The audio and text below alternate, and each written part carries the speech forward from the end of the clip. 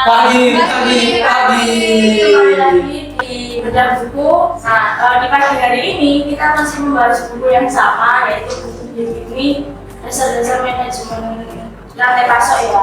Nah, untuk pertemuan kemarin kan kita membahas ini ya, direct shipping. Nah, itu masih ada di poin strategi distribusi barang.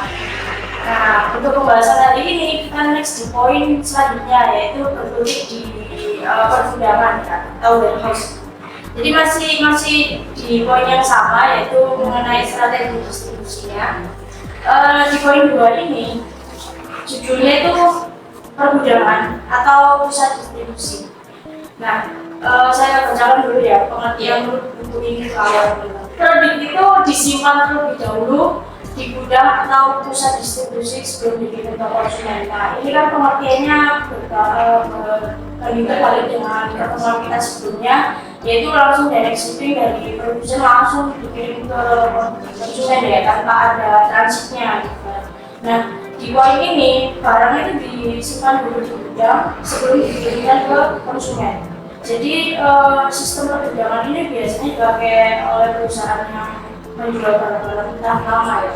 Nah, maksudnya kan kita kan juga menjual barang-barang yang tahan lama tanpa ada salurnya. Nah, keuntungan dari sistem perdagangan ini pun kan bisa, misal kalau ada pengiriman itu bisa langsung dipakai gitu. Nah, saya mau minta pendapatnya nih, kalau memang kesehariannya itu berjalannya seperti apa, bentuk operasional di perusahaan workshop ini seperti apa mengenai warehouse ini? Oke, dari aku dulu ya. Kalau dari sisi pembelian, kalau dari pembelian itu karena kita nggak produksi barang, jadi kita itu ambil dari salah satu vendor, lalu kita simpan dulu di gudang kita. Nanti di situ baru kita mulai filter, oh ini barang A, barang B, barang C dan seterusnya. Tapi ketika kita penjualan, sebenarnya harus sama dengan ketika sistem pembelian. Tapi dimana kalau penjualan ini ada dua sekarang. Kalau dulu kita langsung kirim ke customer, entah melalui direct ekspedisi kita sendiri atau tim kita sendiri langsung ke customer, atau melalui pihak yang lain seperti jasa ekspedisi, dari Gojek, Grab, agensi dan sebagainya. Namun berkembangnya zaman di online shop itu sekarang sudah ada yang namanya dropshipping. Ya, jadi kalau kita itu dulu beli customer beli ya dikirim langsung ke pembelinya. Nah, kalau sekarang ada orang beli tapi dikirim ke customernya, dropshipping namanya. Jadi itu bisa, misalkan Mbak Dila sebagai penjual, Mbak Ariana sebagai pembeli, tapi Mbak Ariana ini punya pembeli namanya Mbak Tiara. Karena nggak mau ribet, makanya Mbak Ariana bilang ke Mbak Dila dropshipping aja.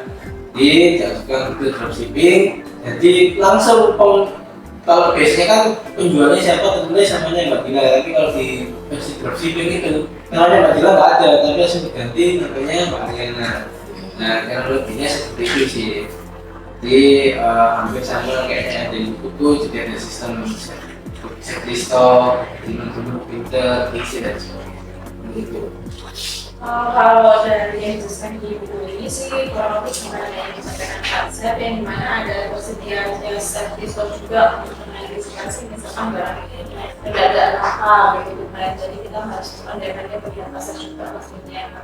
Kayak misalkan yang kemarin itu kita ada dashboard barang kita gitu kan, sebenarnya udah mulai lama atau mungkin di awal bulan September atau khususnya dari situ kan kita bisa menyediakan stok-stok yang kita beli selama di workshop sampai nantinya akan ready lagi gitu kan. Terus yang kedua juga bisa menekan biaya transportasi, jadi kita bisa tulis dulu nih barang ini belinya di mana dan terus barangnya barang itu barang apa aja gitu. Jadi kita bisa kirim itu dalam satu kesatuan, jadi yang dimana nanti kan oke bisa dibagi-bagi dengan barang-barang yang kita minta yang tadi.